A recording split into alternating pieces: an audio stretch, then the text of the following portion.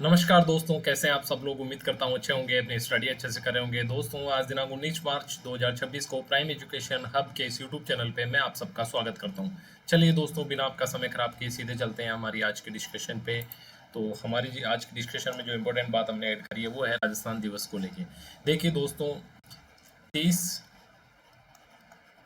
मार्च 1949 से ही जो राजस्थान दिवस है वो 30 मार्च को मनाया जाता है। लेकिन इस बार सरकार ने एक चेंज ये किया है कि भाई इस बार 19 मार्च को मनाया जाएगा। यानी कि क्या 2027 में भी 19 मार्च को मनाया जाएगा? नो। देखिए, जब 30 मार्च 1949 को राजस्थान दिवस मनाया गया था तब थी चैत्र की प्रतिपदा, यानी हमारा का जो भारतीय नववर्ष की जो एकम है वो थी 30 मार्च 1949 को। तो अब राजस्थान सरकार ने डिसाइड किया है कि हम हर साल चैत्र की जो एकम आएगी वो चाहे किसी भी डेट को आए उस दिन ही राजस्थान दिवस को मनाया जाएगा। ठीक है, इस बात को लेकर काफ़ी कन्फ्यूजन था, ये सवाल पूछा जा सकता है। 19 मार्च या 30 मार्च ये दोनों ही डेट्स गलत होगी। सिर्फ एक बात आपको आंसर में टिक करनी है, वो है कि चैत्र की जो प्रतिपदा इसको प्रतिवर्ष अब राजस्थान दिवस मनाया जाएगा। ठीक है, ये बात समझ आ गई होगी। ये सब इनिशिएटिव जो है कि बहुत काम के नहीं है। ठीक है, ये बात जो थी सरदार पटेल ने जो है 30 मार्च 1949 को व्रत राजस्थान की स्थापना करी थी और इसी दिन से जो है हमारा राजस्थान दिवस 30 मार्च को मनाया जा रहा था। लेकिन पिछले साल से ये जो परिपाटी ये राजस्थान सरकार ने चेंज कर दी, यानी कि अब चैत्र की जो एकादश प्रतिपदा है यानी कि एकम है उसको राजस्थान दिवस मनाया जाएगा। वो चाहे किसी भी डेट में आए, वो चाहे किसी भी मंथ में आए। राइट, चलिए आगे। आगे सोजस में थी कि राजस्थान 13 जो योजना है उनमें राजस्थान का प्रथम स्थान है। बहुत ही बड़ी बात है। और राजस्थान तेजी से विकास की ओर अग्रसर हो रहा है। ठीक है, बोल बच्चन वाली बात है, लेकिन हमें याद रखना है कि कौन कौन सी ऐसी प्रमुख योजनाएं हैं जिनमें राजस्थान का पहला स्थान है। यानी कि पूरे देश में राजस्थान स्टेट ने सबसे बेहतर प्रदर्शन किन योजनाओं में किया है। ठीक है, तो सबसे पहली है पीएम फसल बीमा योजना। इसमें सर्वाधिक जो पॉलिसीज हुई है वो राजस्थान से हुई है। दूसरी है पीएम कुसुम योजना। आपको पता है ए, बी और सी इसके 3 कंपोनेंट है। तो ए और सी में राजस्थान फर्स्ट पोजीशन पे है और बी में भी सेकंड या थर्ड है। ठीक है, तो सेकंड या थर्ड में याद नहीं रखना। ए और सी जो है कुसुम का उसमें भी राजस्थान फर्स्ट पोजीशन पे है। पीएम फसल बीमा जो योजना उसमें भी राजस्थान पहले स्थान पे है। आगे जनजाति कल्याण योजना धरती आबा जो जन भागीदारी अभियान है उसमें भी राजस्थान पहला स्थान पे है। देखिए दोस्तों, आपको अगर एसटी समुदाय के अपलिफ्टमेंट से रिलेटेड अगर कोई क्वेश्चन पूछा जाता है उसमें ये स्टेटमेंट यूज कर सकते हैं कि जनजाति धरती आबा ग्राम अभियान जो है उसमें भी राजस्थान ने बेहतरीन प्रदर्शन करके पहला स्थान प्राप्त किया है। ठीक है, और फार्मर रजिस्ट्री योजना यानी कि किसानों को एक यूनिक आईडी नंबर दिया जाता है, उनकी एक रजिस्ट्री होती है जिससे कि किसानों को आने वाले टाइम में टेक्नोलॉजी का ट्रांसफर हो या फिर उनको किसी सरकारी योजना का फायदा देना हो, ये सब कुछ सहूलियत हो जाएगी, आसान बन जाएगा किसानों के लिए। इसलिए एक फार्मर रजिस्ट्री बनाई जा रही है और उस फार्मर रजिस्ट्री बनाने की प्रक्रिया में यानी बनाने के नंबर्स में राजस्थान का देश में पहला स्थान है। तो ये 4-5 योजनाएं जिनके बारे में आप याद रखेंगे। आगे एक इम्पोर्टेंट न्यूज़ है कि भारत दुनिया का तीसरा बड़ा मेट्रो नेटवर्क वाला देश बन गया है। देखिए, पहले नंबर पे है चाइना, सेकंड पे अमेरिका एंड थर्ड पे इंडिया।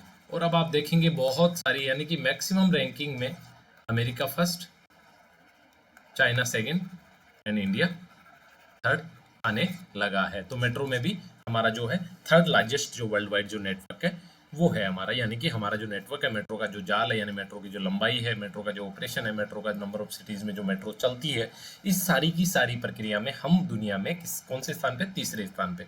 देखिए, अगर फैक्ट हमें याद नहीं रखना लेकिन हल्का सा हम देख लेते हैं।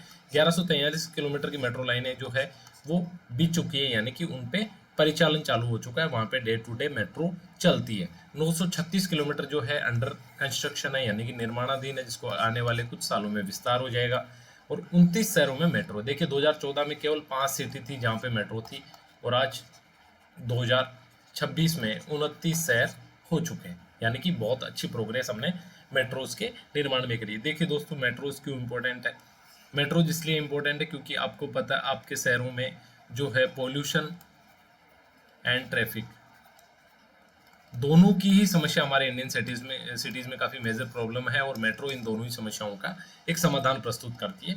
इसलिए मेट्रोज का जो है परिचालन भी इम्पोर्टेंट है, मेट्रो की कनेक्टिविटी और उसका जो लेंथ एंड विड्थ है वो भी इम्पोर्टेंट है। ठीक है, चलिए आगे देखिए। राष्ट्रीय पैरा एथलेटिक्स की जो नेशनल चैंपियनशिप हुई है, ठीक है, वो कहाँ पे हुई है? देखिए, कलिंगा स्टेडियम भुवनेश्वर का। ये काफ़ी एडवांस स्टेडियम है, बहुत ही वर्ल्ड क्लास फैसिलिटीज़ यहाँ पे है, जहां इसका आयोजन हुआ है राष्ट्रीय पैरा एथलेटिक्स चैंपियनशिप। देखिए, नेशनल लेवल की चैंपियनशिप है जहां इसका 19 से 21 मार्च को आयोजन होने जा रहा है। क्या निकल के आता है, राजस्थान का क्या अचीवमेंट रहता है, वो हम बाद में पढ़ लेंगे। लेकिन इटसेल्फ ये पूछा जा सकता है कि राष्ट्रीय पैरा एथलेटिक्स चैंपियनशिप का जो आयोजन है वो कहाँ पे हुआ 2026 में, तो आप याद रखेंगे कलिंगा स्टेडियम भुवनेश्वर। ठीक है, और आगे अगर कुछ राजस्थान के स्पेसिफिक अचीवमेंट्स आते हैं तो उनको हम अलग से देख लेंगे। देखिए दोस्तों, पैरा का मतलब एक तो होता है एथलेटिक्स सीधा या ओलंपिक सीधा, यानी कि जिसमें जनरल प्लेयर भाग लेते हैं, यानी सभी प्लेयर्स। और पैरा जो होता है उसमें जो हमारे दिव्यांग जो भाई बहन है वो इसमें भाग लेते हैं, यानी कि जिनको फिजिकल डिसेबिलिटीज़ है, दिव्यांग है, ठीक है, उनके लिए ये कैटेगरी होती है और वही लोग इसमें भाग लेते हैं। और आपको पता है पैरा ओलंपिक से बेहतर प्रदर्शन किसमें, पैरा ओलंपिक में, यानी ये दिव्यांग भाई बहन हमारे देश के लिए मेडल ला रहे हैं। ठीक है, तो इंपॉर्टेंट इवेंट है, इसका नाम याद रखेंगे। कहाँ हो रहा है, कलिंगा स्टेडियम भुवनेश्वर, उड़ीसा में हो रहा है, ये भी आप याद रखेंगे। और आने वाले अगर राजस्थान के कुछ अचीवमेंट आते हैं तो हम उसके बारे में बात कर लेंगे। ठीक है, आगे बात हुई एक बंकर बस्टर बॉम्ब के बारे में। देखिए बेसिकली क्या होता है, बॉम्ब का कॉन्सेप्ट क्या है, मान लो ये एयरक्राफ्ट है, ठीक है, एयरक्राफ्ट ने ये बॉम्ब गिराया, ठीक है, यहाँ गिराया, यहाँ बिल्डिंग है, इस बिल्डिंग की छत पे गिरा, तो गिरते क्या ब्लास्ट होना चाहिए, ठीक है, ऐसा तो होता है ट्रेडिशनल बॉम्ब में। लेकिन बंकर बस्टर बॉम्ब में क्या होता है, देखो दोस्तों, यहाँ पे गिरेगा, यहाँ पे ब्लास्ट नहीं करेगा, यहाँ से सिर्फ छेद करेगा, ये अंदर जाएगा, ठीक है, गहरा जाके, और फिर जहाँ इसका टारगेटेड है, मान लो 100 मीटर नीचे या 200 मीटर नीचे, यहाँ जाके फिर ये ब्लास्ट करेगा, तो इस बम को बोला जाता है बंकर बस्टर बॉम्ब। देखिए बेसिकली क्या होता है कि बहुत सारे कंट्रीज किसी पहाड़ी के नीचे किसी बड़ी गुफा में अपने हथियार या फिर अपने परमाणु हथियार छुपा के रखते हैं, तो उन पर अटैक करने के लिए बेसिकली इसको यूज किया जाता है। और हाल ही में इसको यूज किसने किया, अमेरिका ने किया, किसके खिलाफ, ईरान के खिलाफ। ठीक है, ठीक है, ये मजबूत ठिकानों को, भूमिगत बंकरों को, सुरंगों को नष्ट करने के लिए डिजाइन किया गया है। ये सामान्य बमों की तरह सतह पर नहीं फटते हैं, जमीन की गहराई में पहले प्रवेश करते हैं और फिर वहां पर्याप्त गहराई में पहुंचने के बाद विस्फोट होता है, जिसमें कि भूमिगत जो संरचना होती है वो नष्ट हो जाती है, जिसके बारे में हमने बात करी। हाल ही में अमेरिका ने ईरान के मिसाइल जो ठिकाने, यानी कि ईरान ने मान लो यहाँ पे मिसाइलें अपनी छुपा के रखी थी, तो इन मिसाइलों पे ये बंकर बस्टर यहाँ से एंटर करता है, यहाँ ब्लास्ट नहीं होता है, नो ब्लास्ट, यहाँ जाता है और यहाँ जाके ब्लास्ट होता है। ठीक है, तो ये था बंकर बस्टर बम, पूछा जा सकता है, आप ध्यान रखेंगे। चलिए आगे, आगे एक बॉल बैडमिंटन जो प्रतियोगिता है वो हो रही है किसके बीच में, इंडोनेशिया इंडो यानी कि इंडिया और थाईलैंड के बीच। कौन दो कंट्री है इसमें, इंडिया और थाईलैंड। ठीक है, यानी कि द्विपक्षीय सीरीज है किसकी, बॉल बैडमिंटन की। देखिए बैडमिंटन अलग टूर्नामेंट है, बॉल बैडमिंटन अलग तरह का टूर्नामेंट है। बैडमिंटन में आपको पता है कि चिड़िया होती है और बॉल बैडमिंटन में बॉल यूज की जाती है। इसको चिड़िया बहुत लोकल लैंग्वेज में बोला जाता है, उसको क्या बोलते हैं, शटल, याद आ गया। तो शटल की जगह इसमें क्या यूज होता है, बॉल यूज होती है। ठीक है, तो इसका टूर्नामेंट कहाँ, इंडिया और थाईलैंड के बीच में हो रहा था। कहाँ आयोजित हुआ है, पटाया में। पटाया कहाँ है, थाईलैंड में। तो ठीक है, इस सीरीज में क्या हुआ, 11 से 15 मार्च, डेट तो बहुत इंपॉर्टेंट ली है, लेकिन इंडिया के पुरुष और महिला दोनों ने इसमें गोल्ड जीता, ये बड़ी अचीवमेंट है। ठीक है, बॉल बैडमिंटन का टूर्नामेंट कहाँ हुआ था, पटाया थाईलैंड में हुआ था। किस किस के बीच में, इंडिया और थाईलैंड के बीच में द्विपक्षीय सीरीज है। और कहाँ आयोजित हुआ, पटाया थाईलैंड में। किसने गोल्ड जीता, इंडिया की पुरुष और महिला दोनों ही टीमों ने गोल्ड जीता। कब से, 11 से 15 मार्च के बीच में यह आयोजन हुआ। एक और इम्पोर्टेंट बात है, देखिए हर्षिता स्वामी एक राजस्थान की प्लेयर थी जो कि भारतीय महिला टीम की सदस्य थी, और इन्होंने भी शानदार प्रदर्शन किया और अपनी जीत में महत्वपूर्ण योगदान दिया। तो इनका नाम भी आप याद रखेंगे, हर्षिता स्वामी। कौन से खेल से संबंधित है, बॉल बैडमिंटन। ठीक है, क्या अचीवमेंट रहा, बॉल बैडमिंटन का एक टूर्नामेंट इंडिया और थाईलैंड के बीच 11 से 15 मार्च को पटाया थाईलैंड में आयोजित हुआ। वहां पे महिला टीम ने भी और पुरुष टीम ने दोनों ने गोल्ड जीता, और महिला टीम की जो सदस्य थी वो हर्षिता स्वामी, जो कि राजस्थान से संबंध रखती है। ये बात आप याद रखेंगे। ठीक है, चलिए आगे कुछ स्वच्छता को लेके राजस्थान की कुछ उपलब्धियां हैं। भजनलाल शर्मा ने अल्बर्ट हॉल में स्वच्छता अभियान की शुरुआत की। इट्स नॉट इम्पोर्टेंट, ठीक है, याद नहीं रखना है। पहली बात, देश में प्रथम स्थान है, ये अच्छी बात है। सफाई अभियान के जो लक्ष्य हैं वो राजस्थान ने सबसे बेहतर तरीके से अचीव किए हैं। जयपुर और उदयपुर है राजस्थान के जो दो शहर है वो इंडिया के टॉप 20 स्वच्छ शहरों में शामिल है। ये भी अपने लिए अचीवमेंट है। क्वेश्चन पूछा जा सकता है कि कौन से दो राजस्थान के शहर है जो कि टॉप 20 इंडिया के स्वच्छ शहरों में शामिल है, तो वो पहला जयपुर, दूसरा उदयपुर, यानी कि वाइस वर्सा जो भी हो, लेकिन दो शहर हमारे जयपुर और उदयपुर। एक इंपॉर्टेंट क्वेश्चन यहाँ बनता है, डूंगरपुर को एक सम्मान मिला है, सुपर स्वच्छ लीग सिटी, और ये राष्ट्रीय सम्मान है, याद रखेंगे इसको, आप लगा लीजिए, वेरी वेरी इंपॉर्टेंट। ठीक है, सुपर स्वच्छ लीग सिटी किसको, डूंगरपुर को। ये एक राष्ट्रीय सम्मान है, स्वच्छता के मामले में डूंगरपुर को मिला है, बड़ा अचीवमेंट है, याद रखेंगे। हमारा आदिवासी बहुल जिला है, बहुत बेहतर प्रदर्शन इन्होंने किया है। और कुछ राजस्थान की बड़ी उपलब्धियां, देखिए एक तो इंस्टीट्यूट ऑफ डर्मेटोलॉजी, डर्मेटोलॉजी होता है स्किन से संबंधित डिपार्टमेंट, ठीक है, स्किन रिलेटेड जो डॉक्टर्स होते हैं, ठीक है, जो डिपार्टमेंट्स होते हैं उनके लिए डर्मेटोलॉजी वर्ड यूज किया जाता है। जयपुर का जो एसएमएस हॉस्पिटल है उसका जो चरक भवन है उसमें देश का अंतर्राष्ट्रीय स्तर का पहला और सबसे बड़ा डर्मेटोलॉजी जो विभाग है वो बनाया जा रहा है, और ये लंदन के बाद पूरी दुनिया में सबसे एडवांस होगा। देखिए बहुत इंपॉर्टेंट है, पूछा जा सकता है। एसएमएस का जो चरक भवन है उसके अंतर्गत डर्मेटोलॉजी का वर्ल्ड क्लास सेंटर बनाया जा रहा है, ठीक है, कॉम्प्लेक्स बनाया जा रहा है जिसमें इतनी एडवांस सुविधाएं होगी जो लंदन के डर्मेटोलॉजी सेंटर के बाद दुनिया में दूसरा होगा। एक तो ये बात याद रखेंगे। दूसरा अपनी राजस्थान स्टेट गैस लिमिटेड, ठीक है, ये जो कंपनी है इसको स्मार्ट गैस वितरण में, यानी कि कैसे स्मार्ट तरीके से गैस का वितरण करना है, इसमें आईओटी यानी इंटरनेट ऑफ थिंग्स, ये एक प्रकार की तकनीक है जिसका प्रयोग करके इन्होंने एक प्रभावी तरीके से गैस का वितरण किया है। तो इसके लिए इनको कौन सा अवार्ड मिला है? राष्ट्रीय डायमंड अवार्ड। याद रखेंगे आप, राष्ट्रीय डायमंड अवार्ड किसको मिला है? राजस्थान स्टेट गैस लिमिटेड जो कंपनी है इसने इंटरनेट ऑफ थिंग्स टेक्नोलॉजी का यूज करके गैस का प्रभावी तरीके से वितरण किया, इसके लिए इसको राष्ट्रीय डायमंड अवार्ड मिला है। आईओटी के बारे में जान लेते हैं। देखिए इंटरनेट ऑफ थिंग्स क्या होता है? ये एक प्रकार की तकनीक है जो कि एआई से जुड़ी हुई तकनीक है। इसमें क्या होता है, जैसे फॉर एग्जाम्पल आप एक हाउस ले लीजिए, ठीक है, आप घर में एंटर किया, आपने एंटर करते ही आपकी सारी लाइट ऑन हो जाती है, ठीक है, पहली चीज। दूसरा, आपके फेस को देखते ही दरवाजे ऑटो में डोर ओपन हो जाते हैं, ठीक है। फिर उनको पता है कि इनको रेस्ट करना है, एसी ओपन हो जाते हैं ऑटोमेटिकली। पांचवा, आपके वॉशिंग मशीन ओपन हो जाता है कि इनको वॉश करने होंगे कपड़े। तो इस तरह ऑटोमेटेड जो चीज़ें हैं ये किस प्रकार से कि अगली एक्टिविटीज़ क्या होने वाली है उसके आधार पे ऑटोमेटिकली शुरू हो जाती है, ठीक है। तो इस सारी तकनीक को क्या बोला जाता है? इसको बोला जाता है इंटरनेट ऑफ थिंग्स। और इसी इंटरनेट ऑफ थिंग्स जो टेक्नोलॉजी है इसका बेहतर प्रयोग करते हुए राजस्थान स्टेट गैस एजेंसी है उसने शानदार प्रदर्शन किया गैस के वितरण में, इसलिए उसको मिला है राष्ट्रीय डायमंड अवार्ड, ठीक है। आगे राजस्थानी जनजातीय गौरव दिवस मनाया जा रहा है, कहाँ पे? बेणेश्वर धाम, आपको पता है डूंगरपुर में है। और एक और 100 करोड़ रुपए अलॉट हुए हैं किसके लिए? एक आदिवासी टूरिस्ट सर्किट के लिए, ठीक है, ये भी आप याद रखेंगे। उसकी आगे हम न्यूज पढ़ लेंगे। संगम और अबुदरा घाटों का निर्माण भी हुआ होगा, उसके लिए डीपीआर बन चुकी है। देखिए पूछा जा सकता है कि संगम और अबुदरा घाट कहाँ पे? तो आप याद रखेंगे बेणेश्वर धाम डूंगरपुर में है। आगे अपन पढ़ लेते हैं ट्राइबल टूरिस्ट सर्किट के बारे में। देखिए आपको पता है रामायण सर्किट है, ठीक है, कृष्णा सर्किट है, ठीक है, रेगिस्तान सर्किट है।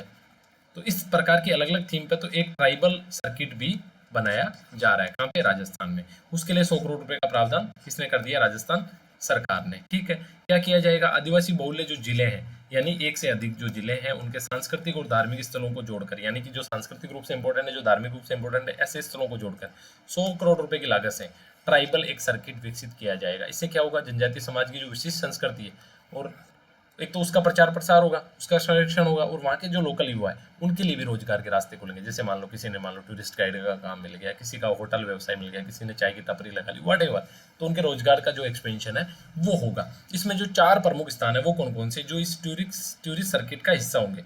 सबसे पहले होगा मानगढ़ धाम। आपको पता है 1915 में मानगढ़ धाम पे आदिवासियों का एक सम्मेलन था जिसपे समसभा के जो गोविंद गिरी थे उनके नेतृत्व में एक सम्मेलन चल रहा था, उस पर अंग्रेजों ने गोली चलाई, वो घटना आपको पता है। तो मानगढ़ धाम और ये उन्हीं की याद में स्मारक बनाया हुआ है। तो आदिवासियों के लिए एक बलिदान का प्रतीक है, बहुत ही ज़्यादा सेंसिटिव है, बहुत ही ज़्यादा लोगों के दिल के करीब है, आदिवासी समुदाय के दिल के करीब है। और जलियांवाला बाग के समकक्ष इसको माना जाता है, क्योंकि बेसिकली वहाँ से भी निकलने के लिए जगह नहीं थी और एक छोटी जगह में घेर कर लोगों को बहुत ही बेरहम तरीके से उस तरह से एसेसिनेशन उनका किया गया था। तो मानगढ़ धाम इसकी प्रमुख साइट होगी। दूसरा बेणेश्वर धाम, ठीक है, आदिवासियों का महाकुंभ माना जाता है, आपको पता 3 नदियों का संगम स्थल है, धार्मिक आस्था का केंद्र है ये आपका बेणेश्वर धाम। तो ये कौन सी साइट होगी? दूसरी। पहली कौन सी होगी? मानगढ़ धाम। तीसरी है त्रिपुरा सुंदरी, ये एक शक्तिपीठ है जो आस्था और अध्यात्म का अद्वितीय केंद्र है। तो तीसरा स्थान हो गया त्रिपुरा सुंदरी, ये एक हमारे देवी का मंदिर है जो कि शक्तिपीठ है और काफी धार्मिक और आध्यात्मिक इसका महत्व है। ये हो गया तीसरा। चौथा है सीता माता जो अभ्यारण्य है, वो जैव विविधता और धार्मिक महत्व दोनों का केंद्र, उड़न गिलेरी के लिए प्रसिद्ध है। कौन सा? सीता माता अभ्यारण्य। तो ये 4 साइट तो होगी इंपोर्टेंट साइट, जो किसका हिस्सा है? ट्राइबल टूरिस्ट सर्किट का हिस्सा है, जिसको डेवलप करने के लिए सरकार क्या दे रही है? 100 करोड़ रुपए दे रही है, ठीक है। आगे ऋषभ देव का मंदिर, गौतमेश्वर मंदिर और मात्र कुंडिया, ये 3 और प्रमुख स्थल है, यानी कि 4 तो वो हो गए, 3 ये हो गए। 4 कौन कौन से, देखिए मैं आपको याद करवा देता हूँ। सबसे पहला हो गया आपका बेणेश्वर धाम, ठीक है। एक सेकंड, कौन सा हो गया? बेणेश्वर धाम, ठीक है। बेणेश्वर धाम हो गया, ठीक है। दूसरा हो गया मानगढ़, ठीक है। तीसरा हो गया सीता माता अभ्यारण्य, और एक और याद दिलाइए, चौथा कौन सा हो गया? चलिए देख लेते हैं पीछे मुड़ के। चौथा हो गया क्या? त्रिपुर सुंदरी का मंदिर, त्रिपुर सुंदरी का मंदिर। पांचवा ऋषभदेव, छठा गौतमेश्वर मंदिर और सातवां मातृकुंड। ये 7 साइट है जिनको मिला के एक ट्राइबल टूरिस्ट सर्किट बनाया जा रहा है। उद्देश्य क्या है, लाभ क्या है? देखिए, पर्यटन तक सीमित नहीं है, इससे जनजातीय समाज का सर्वांगीण विकास होगा, एक सशक्त माध्यम बनेगा उनको सशक्त बनाने का, उनके सर्वांगीण विकास का, पूरे के पूरे जनजातीय समुदाय को। कैसे? संस्कृति का संरक्षण होगा। देखिए, उनकी जो हस्तशिल्प है, उनकी जो चित्रकला है, बांस की बुनाई है, इस तरह की जो चीजें हैं, ये पर्यटन से भी और उनके रोजगार से भी जुड़ के इसमें विकसित होगी। आगे रोजगार का सर्जन होगा, पर्यटन हो गया, गाइड हो गया, हस्तशिल्प हो गया, हॉस्पिटलिटी का जो सेक्टर है, यानी आतिथ्य का जो सेक्टर है, उसमें रोजगार के नए अवसर डेवलप होंगे। ये सारी चीज आप याद रखेंगे। एक आर्टिकल है बेसिकली, जो हमने सबसे लास्ट में हमने ऐड किया। देख ली बेसिकली क्या होता है, एक पिटीशन डाली जाती है सुप्रीम कोर्ट में, ठीक है। किस बात को लेकर डाली जाती है? इसमें बोली जाती है कि भाई महिलाओं को अनिवार्य रूप से मासिक धर्म लीव दी जाए। यानी समझने वाली बात यह है कि सुप्रीम कोर्ट में एक पिटीशन डाली। पिटीशन में यह बोला गया कि महिलाओं को मासिक धर्म के दौरान, जो भी सरकारी या प्राइवेट सेक्टर में कार्यरत है, उनको काफ़ी सारी प्रॉब्लम्स होती है, और इस प्रॉब्लम की वजह से उनको मासिक धर्म लीव का जो प्रावधान है वो किया जाए। लेकिन सुप्रीम कोर्ट ने डिनाई कर दिया। तो आप सोच रहे होंगे कि ऐसी तो प्रॉब्लम्स होती है, जेन्युइन बात है, क्यों डिनाई किया? उसी को लेके ये आर्टिकल लिखा गया है। उसको हम विस्तार से पढ़ेंगे कि ऐसे कौन से रीजंस थे, क्या सोच के सुप्रीम कोर्ट ने इसको डिनाई किया, और फिर आप अपने हिसाब से सोचना क्या ये सही किया या गलत किया, ठीक है। चलिए, और यही होता है आपकी अपनी ओपिनियन बनाना, और ये ओपिनियन जो मेकिंग है, ये सिविल सर्विस की सबसे मेजर रिक्वायरमेंट है, ठीक है। तो चलिए, अनिवार्य मासिक धर्म अवकाश, सुप्रीम कोर्ट का अहम रुख देखेंगे हम। इस रुख को 13 मार्च 2026 को भारत के मुख्य न्यायाधीश सूर्यकांत की अध्यक्षता वाली पीठ थी, जिसमें 2 न्यायाधीश थे, एक और थे, एक सूर्यकांत +1। इस पीठ ने महिला श्रमिकों और छात्राओं के लिए, यानी कि इसमें छात्राएं भी इन्वॉल्व थी, महिला श्रमिकों दोनों के लिए, अनिवार्य मासिक धर्म अवकाश की जो कानून बनाने की मांग करने वाली एक याचिका पर विचार करने से इनकार कर दिया। यानी कि 13 मार्च 2026 को सुप्रीम कोर्ट के चीफ जस्टिस सूर्यकांत और एक और न्यायाधीश, यानी 2 न्यायाधीश की पीठ ने महिला श्रमिकों के लिए और छात्रों के लिए अनिवार्य मासिक धर्म लीव का प्रावधान करने वाले कानून की मांग करने वाली याचिका को इनकार कर दिया सुनवाई करने से। क्यों इनकार किया? न्यायालय की चिंता, यानी न्यायालय ने क्या चिंता व्यक्त की? न्यायालय ने कहा कि अनिवार्य मासिक धर्म अवकाश अनजाने में, यानी कि हमारी नीयत तो ठीक है, ठीक है, यानी कि हमारा इंटेंट तो बहुत पॉजिटिव है एंड सही है, लेकिन अनजाने में ही महिलाओं के करियर में बाधा डाल सकता है और उन्हें बड़ी जिम्मेदारी से वंचित कर सकता है। देखिए, सुप्रीम कोर्ट ने यह बोला कि ठीक है, आपकी नीयत ठीक है, ये प्रावधान ठीक है, लेकिन अनजाने में भी महिलाओं के करियर में बाधा खड़ी कर देंगे सबसे पहली चीज, और उन्हें बड़ी जिम्मेदारियों से वंचित कर सकते हैं। कैसे? हम उदाहरण से समझते हैं।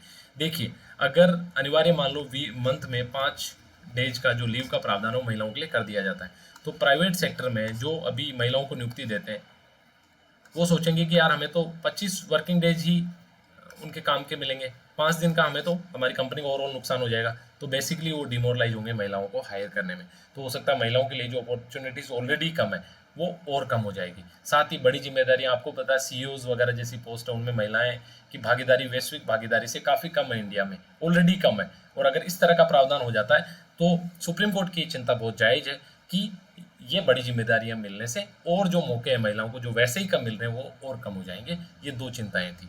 आगे कोर्ट ने बोला कि भाई अनिवार्य कानून बनाने के बजाय राज्य स्वैच्छिक पहल को प्रोत्साहित कर सकते हैं, राज्य अपने हिसाब से, लेकिन इसको कानून मत बनाइए। ये महिलाओं के करियर में बाधा बन जाएगा, महिलाओं की नियुक्ति में बाधा बन जाएगा, उनको बड़े पद मिलने में बाधा बन जाएगा। ये सुप्रीम कोर्ट ने चिंता। देखिए, मूल सिद्धांत क्या सुप्रीम कोर्ट ने इसके पीछे दिया। किसी भी कार्य संबंधी उपाय को लागू करते समय, यानी कि कोई आप बेहतर करने का, कोई कार्यस्थल से संबंधित कोई उपाय लागू कर रहे हैं, किसी इंडिविजुअल्स को, किसी पर्टिकुलर वर्ग को एक सहूलियत दे रहे हैं, ये लागू करते समय ये ध्यान रखना है, यानी ये सुनिश्चित होना है कि महिलाओं के कार्य के अवसरों को अनजाने में कम तो नहीं कर रहा है।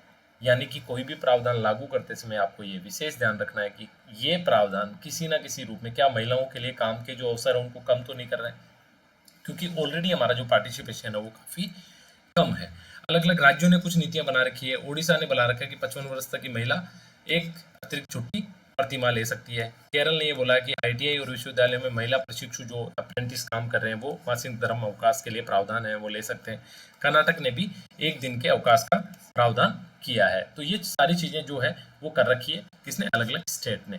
ठीक है, आगे ये बोला जाता है कि कई महिलाओं को मासिक धर्म के दौरान एंड्रियोमेट्रिसिस, पीसीओडी, पीसीओएस जैसी गंभीर स्थितियों का सामना करना पड़ता है और इसलिए आवश्यक है कि स्वास्थ्य आवश्यकता और कैरियर के अवसरों के बीच में एक संतुलन बनाया जाना चाहिए। तो आगे बोला जाता है कुछ डेटा और उसके साथ में आगे की राह कि किस तरह चीजें की जा सकती है।